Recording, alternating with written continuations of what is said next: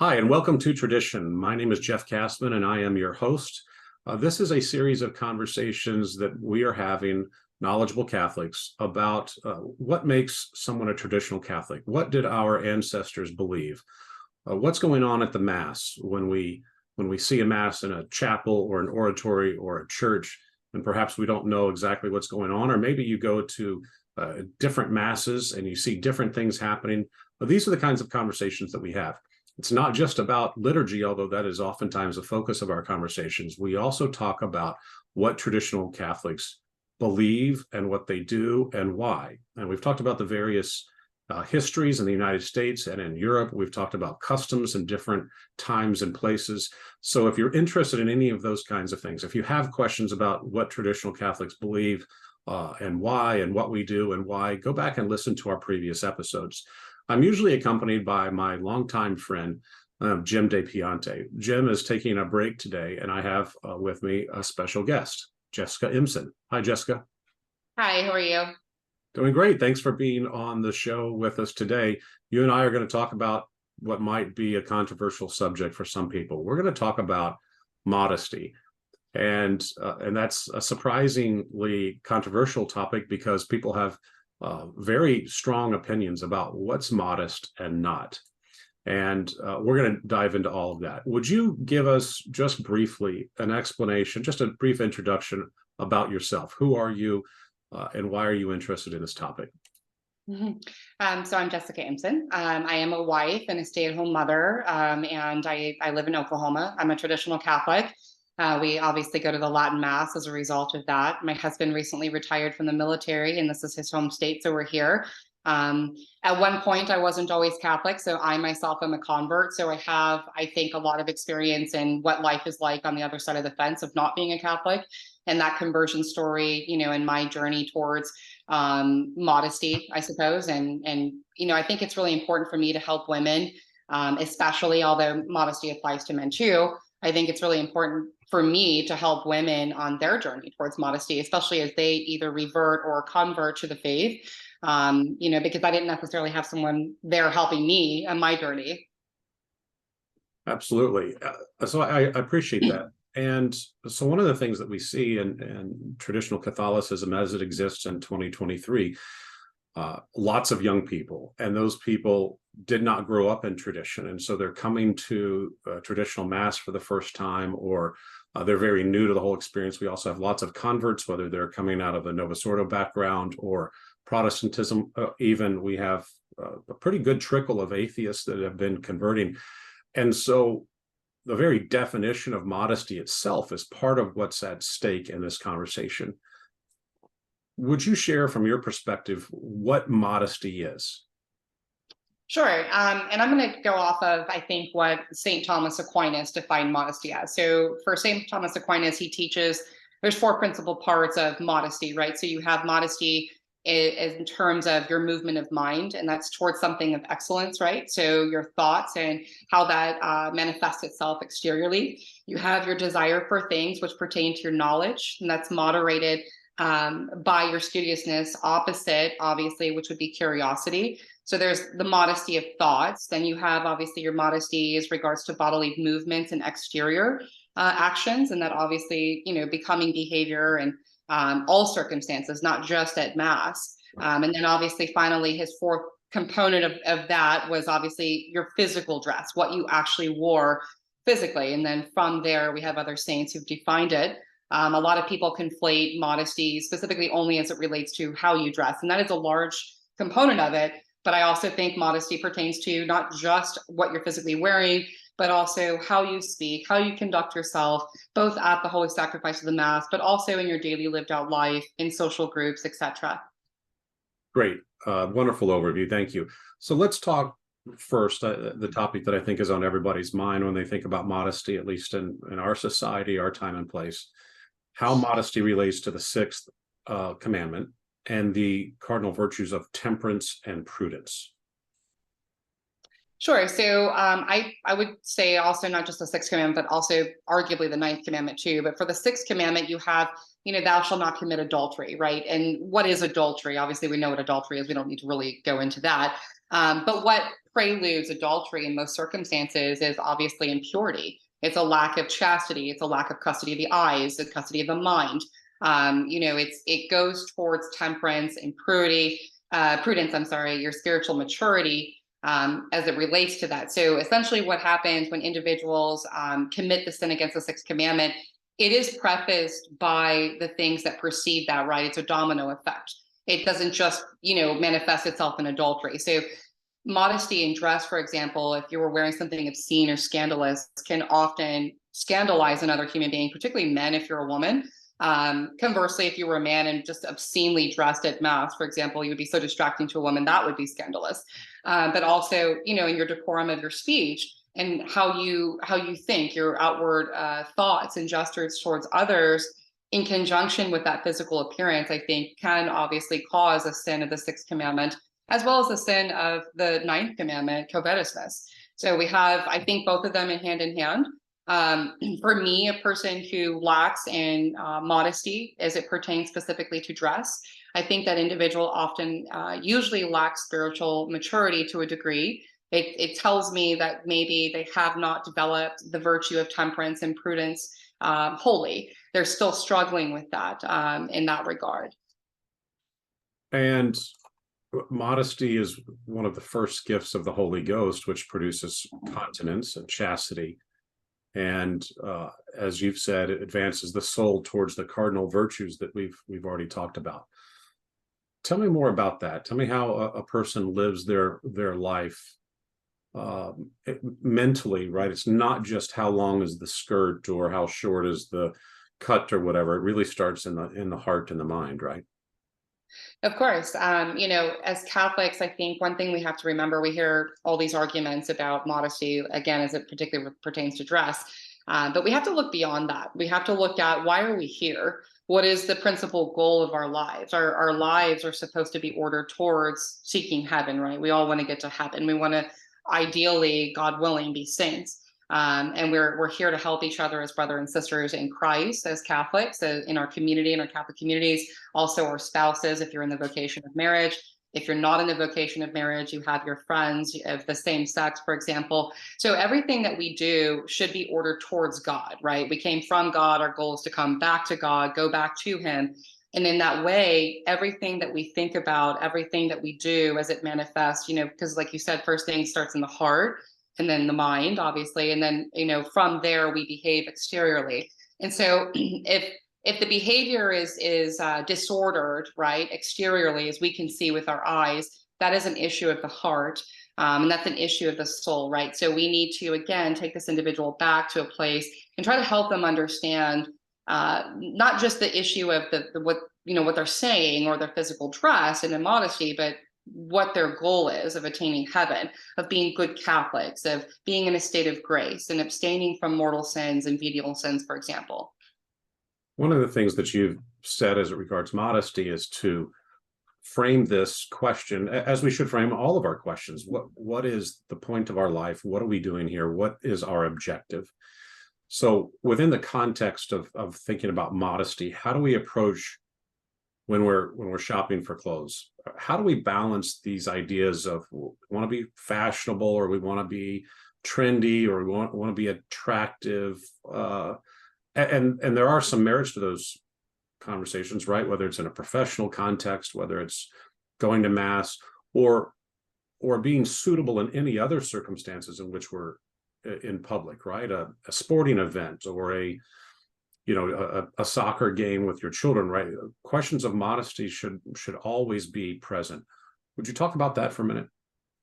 Sure. Again, like you said, we're always here to think about what our purpose here is in life. And what I would say, if you're a person like me that maybe needs a little bit more admonishment, I tend to like some of the more hardcore saints, as I call it jokingly.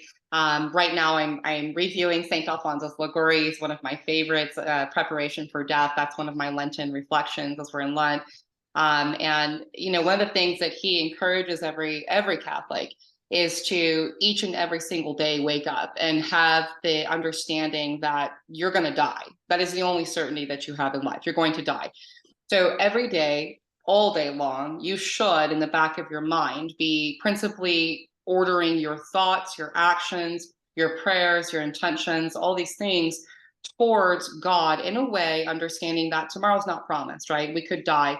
And if today was your last day, are you ready to stand before our Creator? Are you ready to stand before our blessed Lord? God willing, you have, a devotion to our Blessed Mother, and she's there pleading for you on your behalf as well. So that's more the extreme reflection of that. I would say for somebody who maybe needs a little bit more, maybe they're newer to the faith, maybe they don't feel as called to some of the more aggressive saints as I love them. Maybe reflect on, some of the lighter saints, some of our Saint Therese, for example, Saint Paul the Apostle. We always want, and we want to love God so much, and we want to be with Him so much that it's not about ourselves. It's not about how we feel. It's not about the fashionable trends of society right now. It's not about what other people think of us. It's about our blessed Lord. It's what He sees when He looks at us, and He sees, we're all created in His image, right? So He sees a reflection of Himself, but we want to be so holy and so chaste that we please our blessed Lord, that we make Him happy, not just by how we're dressed, but how we're thinking, how we're speaking to others, how we're interacting with the world around us, with modesty at its goal, and it reflects chastity and purity and temperance and prudence.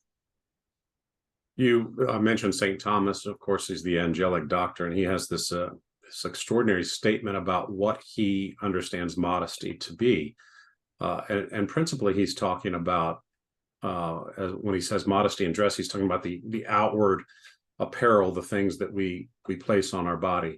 And he says the body should be bedecked naturally and without affectation, with simplicity, with negligence rather than nicety, not with costly and dazzling apparel, but with ordinary clothes, so that nothing be lacking to honesty and necessity, yet nothing be added to increase its beauty.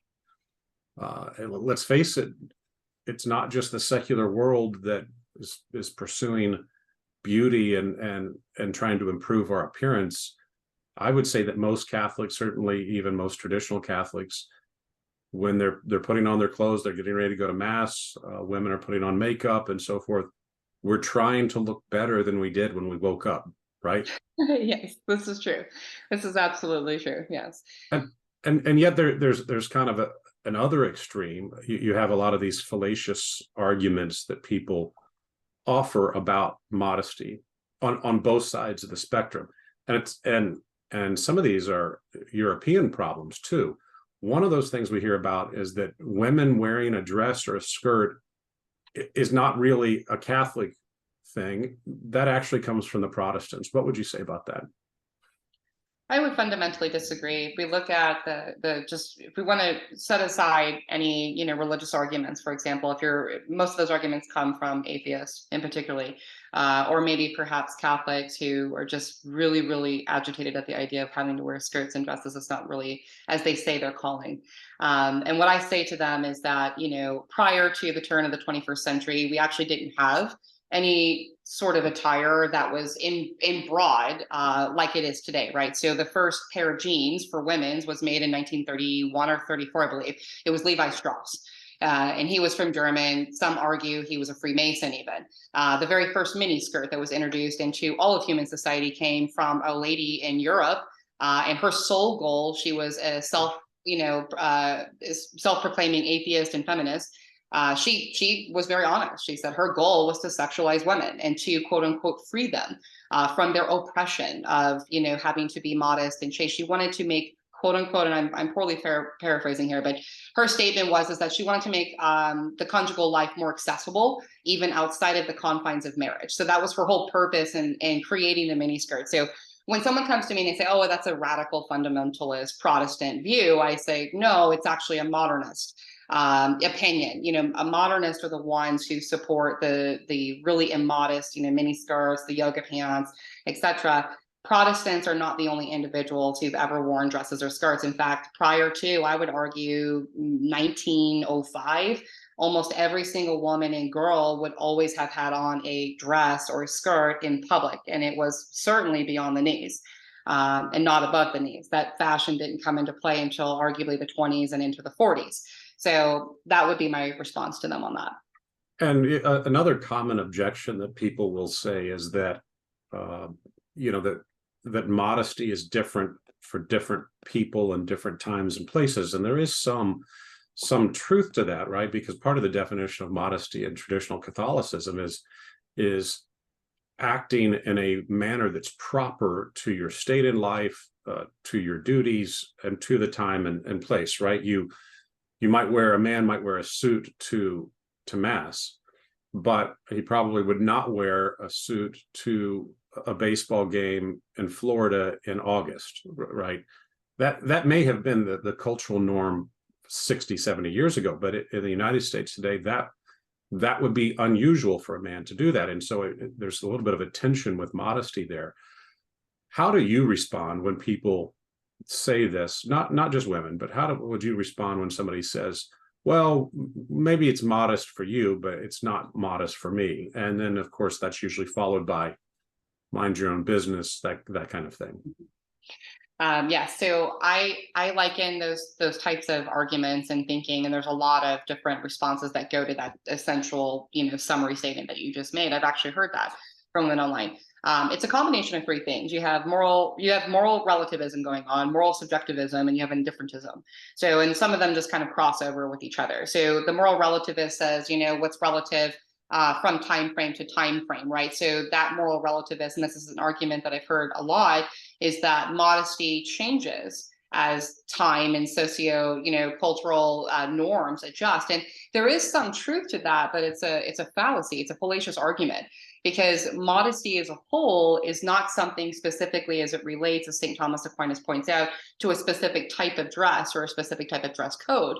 Rather, as we've already discussed, those four components of the modesty. So it's for the moral relativists, they'll say, back 100 years ago, women might have worn dresses, but today wearing yoga pants and sports bras is what's trendy, and that's modest. So mind your own business. We reject that. I mean, the church has condemned moral relativism. We've seen that over and over. It's modernist thinking. It goes to the Freemasons, the communists, the socialists, etc. We won't get into that. And the same is true for subjectivists, right? So the subjectivist is that it's their argument is that your standard of modesty might not be the same as my standard of modesty, and you don't have the right to tell me what that looks like. I don't have the right to tell you what that looks like. And again, the church has condemned that as well. It kind of goes to both relativists and subjectivists, goes to a sort of moral indifferentism, which is I'm indifferent irrespective. And that is its own theme as well, but it often bleeds over, in my opinion, to subjectivists and relativists. And ultimately, it's a bad argument for me because, again, modesty, as St. Thomas Aquinas points out, he defines it very clearly, very eloquently.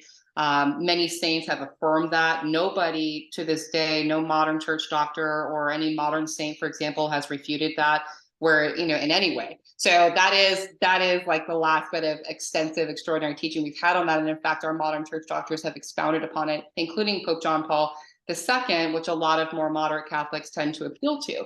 He affirmed St. Thomas Aquinas by saying that modesty not only goes to these four key components, but it also goes to the theology of the body, the respect for the human person, the human dignity.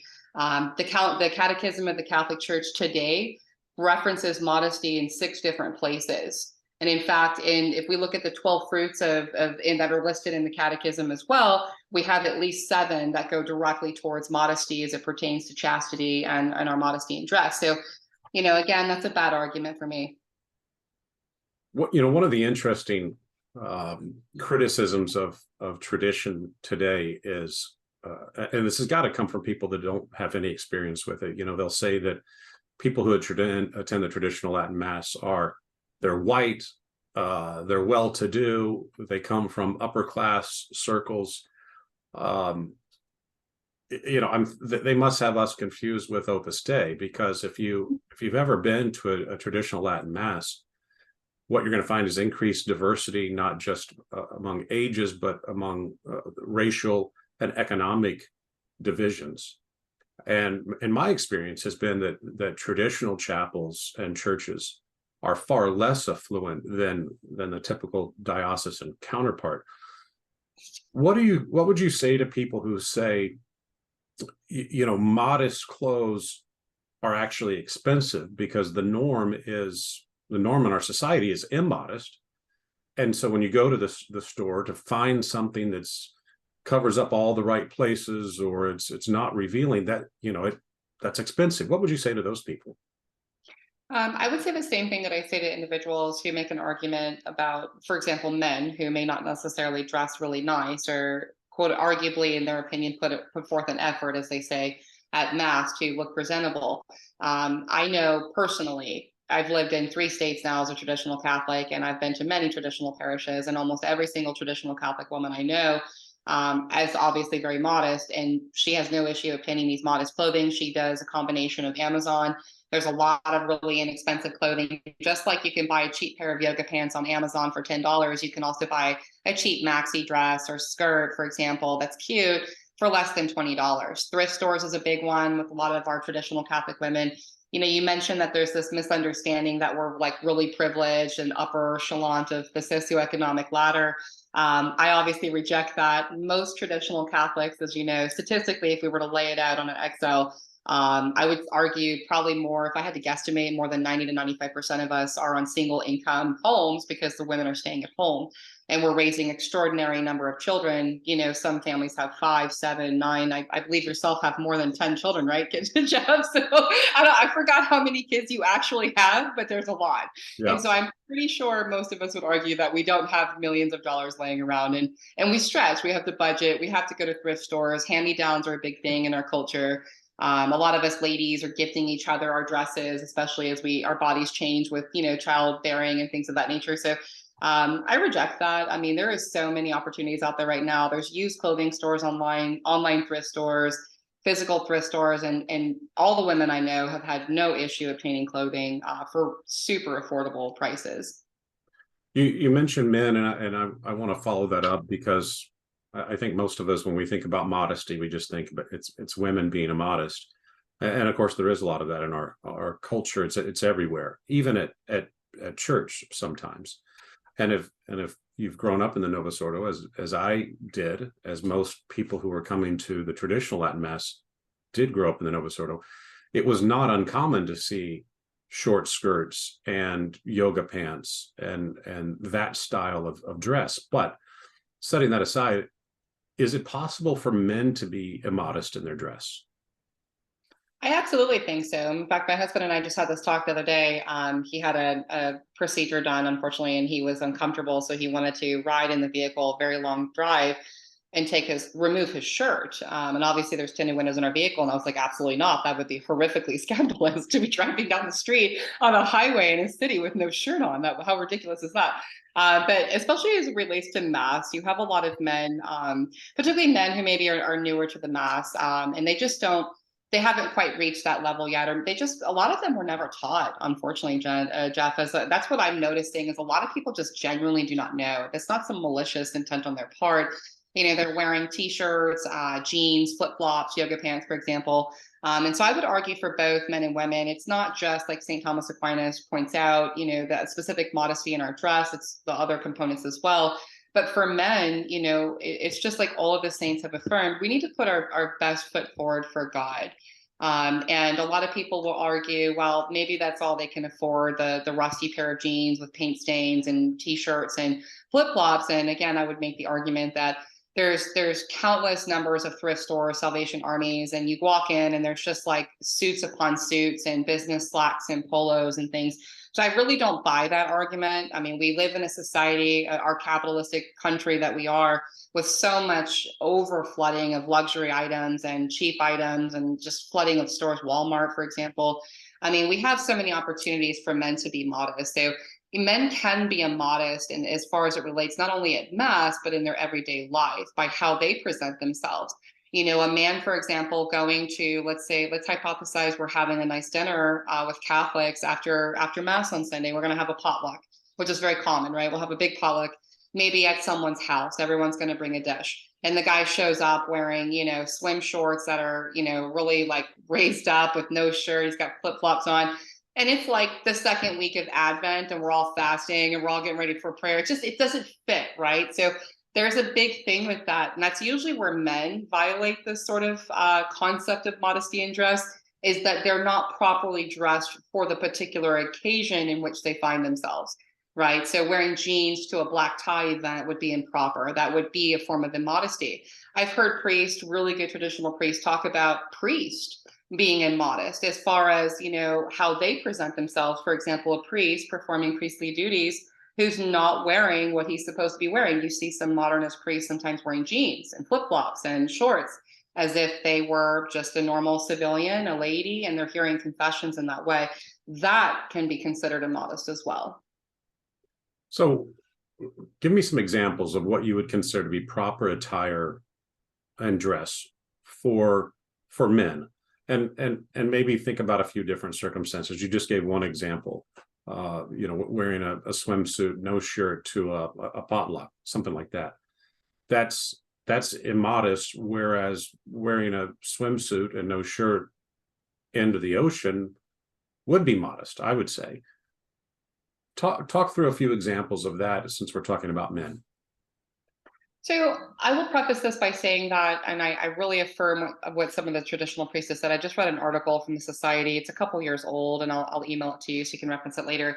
But this priest was talking about how modesty in society as a whole with women and children typically ensues, and it's based on how the man is dressing. So the man dressing masculinely, right? And he's a masculine man, he's dressed appropriately, and he takes that seriously, and he looks well in the different occasions he finds himself. That sort of trickles over into females and into the children. They tend to also be better dressed and also be more, they take their appearance more seriously as it relates to modesty and reverence for God. When the leader of their home, the husband, is obviously well dressed. So as it relates to men, let's say the holy sacrifice of the Mass, for example. A man coming in who's disheveled, who's not dressed properly, maybe he's got flip-flops on, he's got shorts, he's got a graphic t-shirt that, maybe it's a political t-shirt, maybe it has his favorite band on it. I would say those are all occasions that are just not proper for the holy sacrifice of the Mass. And again, you're going to have people that attack this and say, well, that might be the best he has, and stop judging him, and at least he's here. Yes, at least he's here. I'm so glad he's here, and I'm going to help him, and I'm going to love him and welcome him. And hopefully through our friendship, I'll be able to encourage him to develop, the prudence and the temperance to be more reverent in his dress exteriorly as he comes to worship Christ in the holy sacrifice of the Mass. Like you said at the beach, what would be appropriate for a man at a beach to take his shirt off and swimming trunks and jump into the ocean to swim?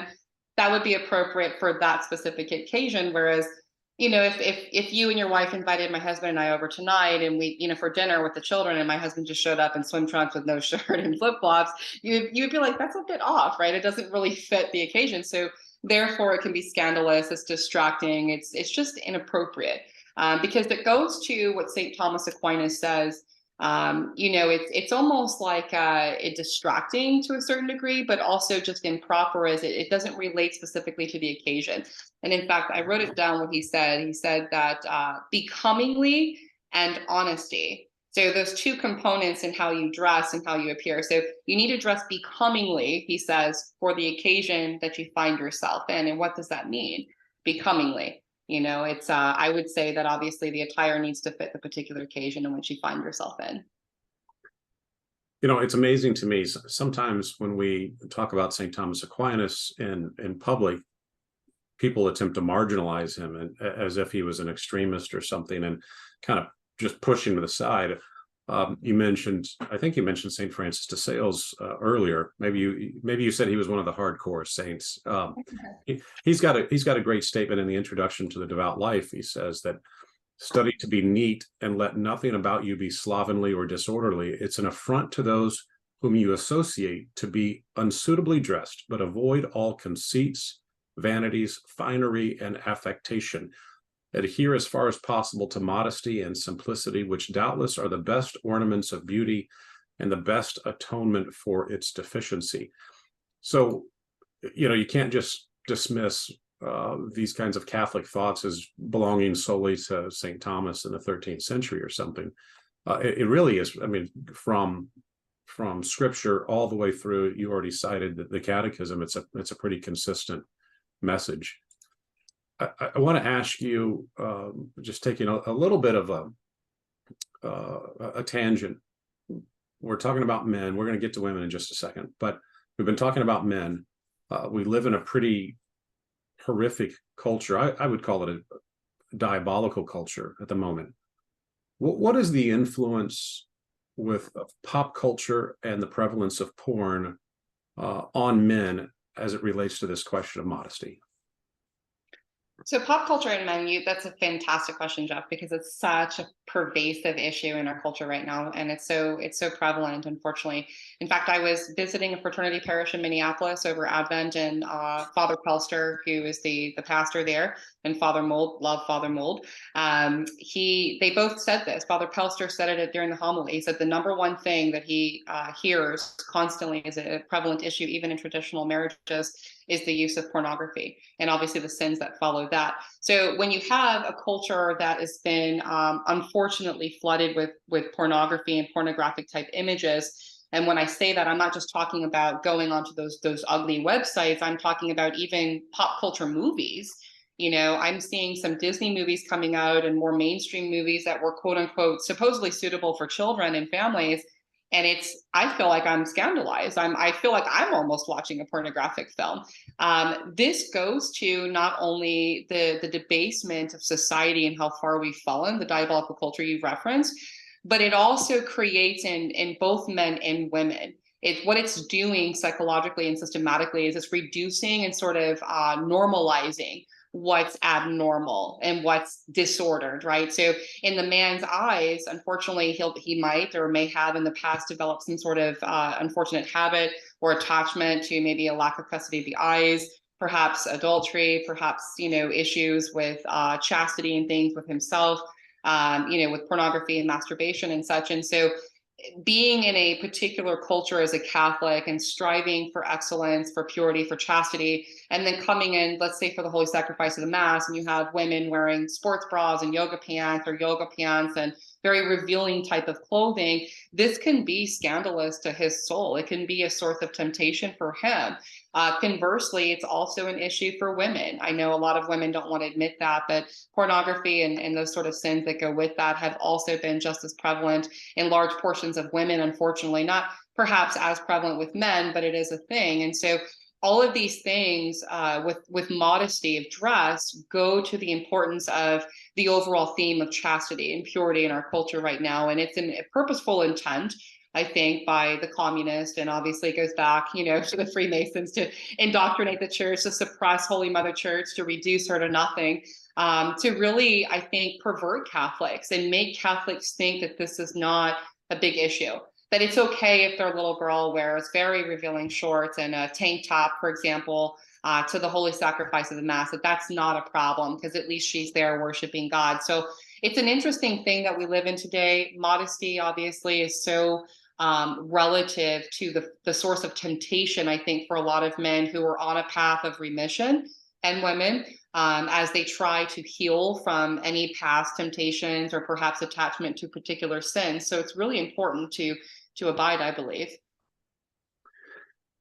Yeah, deep topics that maybe we'll have to cover in another episode. Sure.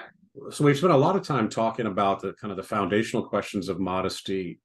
It's not just about clothing. It really has as much to do with the mind, the heart, the will, the decision to be disciplined, to be modest.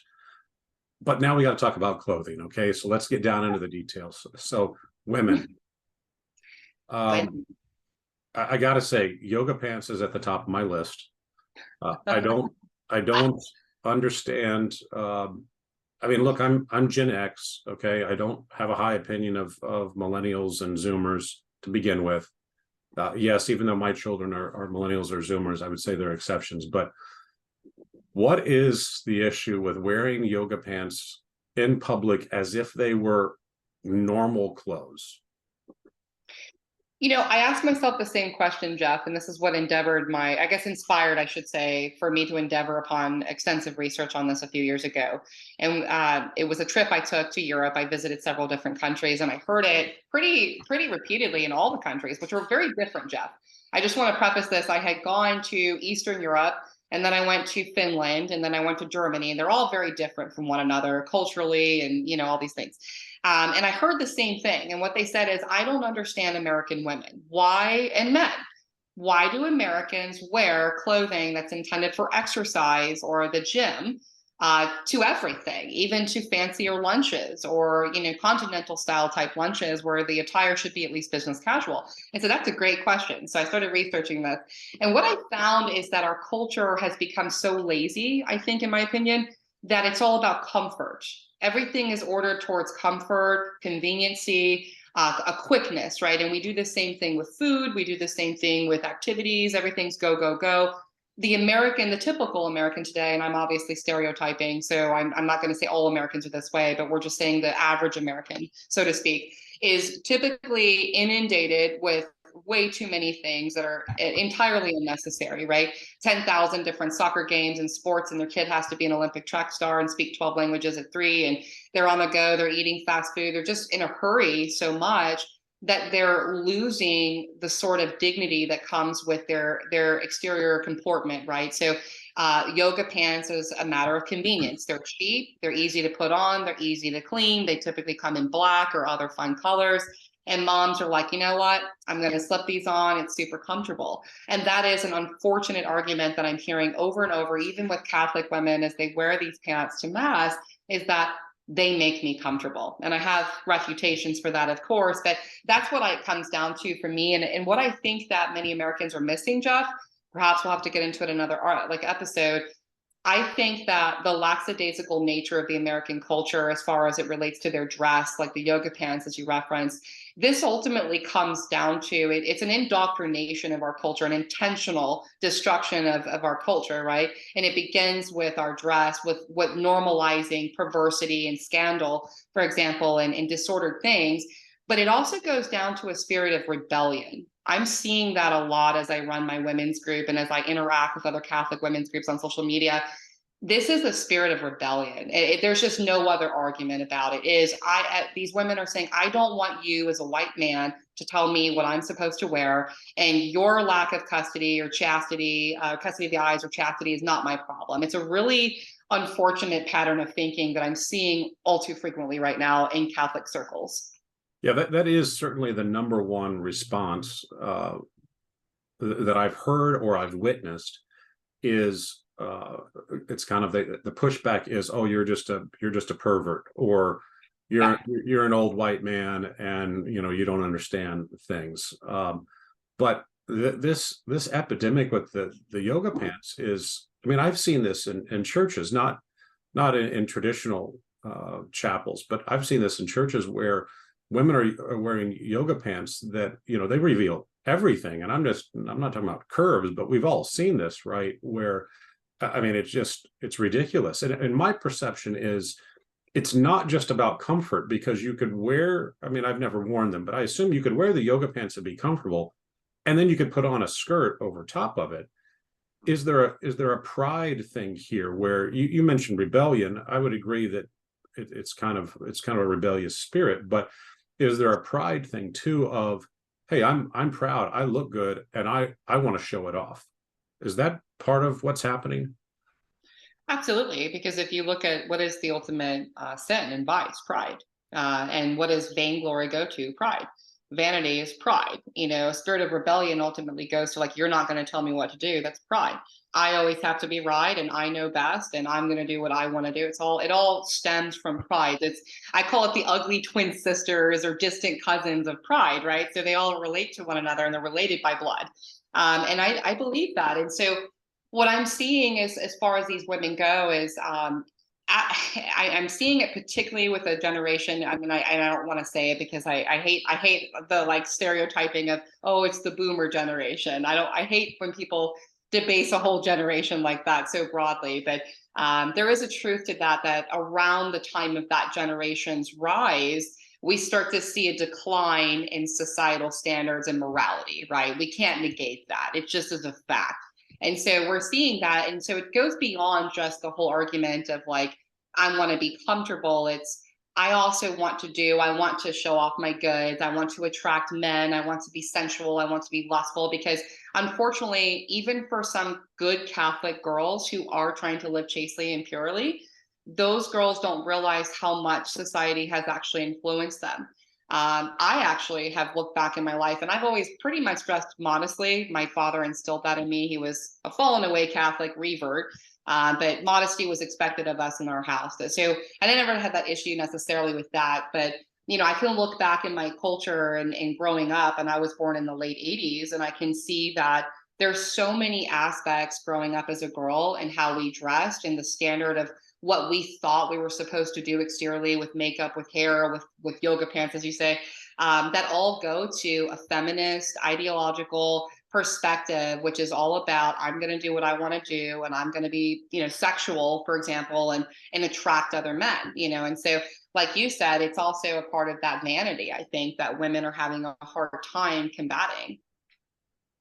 Yeah, and I think one of the things we should mention is that this is not just a sin that involves the young woman or the woman who's dressing immodestly. There's an additional sin of the scandal there because by putting herself out there, she could reasonably expect that she will be the near occasion of sin for men who by their nature would be attracted to the feminine physique. What are your thoughts about that? I agree with that. And, one of the things that is so interesting to me, Jeff, and perhaps you can do some more research on it, or I can, or we both can, we can reconvene. I'm trying to understand, the further I dive into the subject myself, why so many Catholics, even good traditional Catholics, were never taught that, or they just don't know that they are also responsible for the sin that they create in other human beings, knowingly or unknowingly, right? So if I go out in the street right now and I'm just butt naked, or I'm in my undergarments, as an immodest woman would do, running up and down the street in front of a bunch of men, and I scandalize them to that degree, why is it that so many people, and men included, don't understand that one day I will stand accountable if I scandalize these men, which I did, and if, God forbid, they were dragged into some type of mortal sin as a result of my actions. So I'm seeing that online too, particularly as I engage with women directly. They don't seem to really make that connection. They're struggling with that because they so angrily and bitterly respond, it's not my problem if he doesn't have custody. Well, to a degree, it's not your problem, but it's prudence and temperance, and it is demanded upon you in fraternal charity to look out for your brother in Christ and to help him get to heaven, right? So you are responsible for that part, and you are responsible if you create sin in him by your actions. And we'll see that. And so it's an interesting, I'm just trying to understand, maybe you can explain it to me, how did we get here? Obviously I have a suspicion, but why so many even good Catholics don't understand that? Yeah, I mean, I think the answer is both simple and it's extremely complex at the same time. That what's happened in the last 60 or 70 years in our culture, the church has abandoned what was previously her mission, and she had an enormous influence on culture. She's abandoned that, and doesn't even attempt to assert in any practical way her role as kind of the moral law that not just Catholics, but even Jews used to respect in our culture, right? In Hollywood and so forth. The church used to have kind of a veto. They've abandoned that. And now we have two successive generations in which the fathers were either weak or themselves poorly formed and were failures as parents to instill these things. And so now you have young men becoming fathers. They didn't have a father who did a good job or himself knew what to do. And so they're oftentimes ignorant, and their wives dress a certain way, or their little girls dress a certain way, and they're afraid to say something because they're going to get the kind of criticism that I've gotten a lot of, mind your own business, pervert, that sort of thing, or they don't even know, and they're just ignorant. Again, there's a lot I think you and I could dive into there, but we're short on time. Let me ask you about let's talk about Mass and the veil, because that's a big topic, right? People come to tradition, they go to a traditional Latin Mass for the first time, and they see virtually every woman has got a veil on, and veils and mantillas and hats and all sorts of things. That's a big thing, right? It's one of the big topics. Would you touch on that just briefly? Yeah, of course. And so for anyone new to tradition, obviously there's a big argument about, covering your head or not in church. And so I just want to preface that by saying, obviously, Our Lady veiled, or I hate using the word veil. Our Lady continuously exercised modesty, and she covered her head properly. And that tradition carried on through all the ages. It wasn't until the council. I would say Vatican II, really, where we start to see women post 60s start to decline in their modesty, as well as, removing their head coverings. Prior to that, women wore elegant hats, they wore elegant, scarves, all these, the mantilla, as you said. So I would say that we need to look at it again. A lot of women get offended and they're like, oh, I'm not called, they say. I'm not called yet to wear, quote unquote, the veil. And I'm like, okay, so it's not a calling. It's just a part of reverence and modesty. So I came from Eastern Orthodoxy. It's pretty radical trad. I think the church I came from, the comparison I have is like a crazy Sedevacantist parish or something, but what I always tell ladies is that we cover our heads in mass because our hair, as it's biblical, is a sign of our beauty. It's our femininity. Everything at the holy sacrifice of the mass, all the way down to the priest being ad orientem and having his back to us, not making eye contact with people when he does the oratre patris. We have individuals, it's all about the glorification of God, and we have individuals who don't seem to really make that connection. They're like, well, I want to be stylish, I want to be trendy, I want people to look at me, I want my mantilla to match my dress today. And I'm like, it's not really about that. It's to kind of cover yourself and diminish yourself so that you can glorify God. And that's how I used to always explain it. I as an Eastern Orthodox, I used to wear a lot of black. Black long sleeve maxi dresses was a thing with the black, head scarf. That's what we used to wear.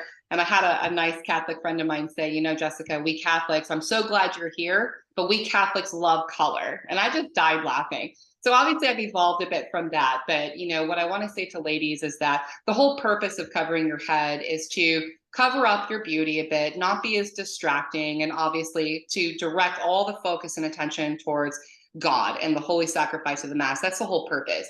So the head covering piece itself, the mantilla, the chapel veil, whatever you want to call it, is not an accessory. It's not a pair of earrings. It's not a fancy pair of shoes that you want to change up and be like, oh, look how pretty this is. Look at me with this chapel veil. It's meant to reduce yourself to advance and focus on Christ. That's what I have to say about that. Yeah, so intention and circumstance matter in all things, but certainly in modesty. And there's a really interesting comment about these things. St. Thomas is talking about married and unmarried women. And St. Francis de Sales references this. He says, a wife may adorn herself to please her husband, and it is lawful for maidens to desire to be pleasing in the eyes of their friends. And then St. Thomas, this is who he was kind of referring to when he wrote that. He says, but those women who have no husband nor wish to have one, or who are in a state of life inconsistent with marriage, cannot without sin desire to give lustful pleasure to those men who see them, because this is designed to incite them to sin. So here we have some great authoritative voices talking about circumstances, and that's in the few minutes that we've got left. I want to talk about that. Modesty means doing, my short version, doing the right thing at the right time for the right reasons. What about, are there times where wearing the skirt, wearing the dress could actually in of itself be immodest? I think so. And a lot of my friends in our group, your group that you run, have talked about this quite regularly. Actually, Jim DePonte, who's not here today. And one of the examples I want to draw, for example, was like horseback riding. Now, obviously, I have something I enjoy to do. I do have a specific skirt that was designed and made in Europe that was intended specifically for that purpose. It's almost Victorian looking though. And what I found is that it's almost impractical, right? Especially for Western style riding, which is typically what we do here in America, because of the nature of it, the saddle, etc. So that sort of scenario, for example, is a perfect one where that could be scandalous, because I could very easily fall off my horse, which I have done before, be ejected off the horse frontwards, and your skirt obviously right up, and now you're exposed to everyone around you. So I think that goes back to our conversation where your dress specifically needs to be appropriate for the activity in which you're engaged in, right? And all of the traditional priests, I think, have been entirely consistent with that. I know I've had a lot of questions about jeans and pants for women. I obviously, there's no teaching in the church. Catholics are right that, jeans and pants are sinful, quote unquote, for women. They're not. I think where they become sinful is where they're like painted on your body and scandalous and obviously not properly fitted and not properly ordered for the occasion in which you're engaged in, right? So like at Mass, for example. So that would be what I have to say about that. What would you say to moms and dads who are watching and are thinking, okay, I got that, right? School, church, she wears a skirt or a dress, we're very modest, but how do you tackle questions like going to the pool or going to the beach? How does a woman dress or a young woman dress modestly in those circumstances? So for us, I mean, I like to swim. I'm a native of Florida, and I get this question a lot from ladies. There are actually quite a few modest bathing suits out there. They are typically one pieces, or they have like a tank top blouse with a skirt that's a bit longer. So there are modest swimwear out there for women, and they are exactly the same price as all the other type of swimwear. In fact, I would argue more affordable. There's even modest swimwear now available on Amazon for about 20 to 30 bucks for the whole set. And it includes maternity. So what I would say is that wearing swim clothing, which I know for traditional Catholics seems to be a point where a lot of scrupulous traditional Catholics struggle with, like, oh, we can't ever go swimming because she can't wear a swimsuit, it would be immodest. Well, that's not true.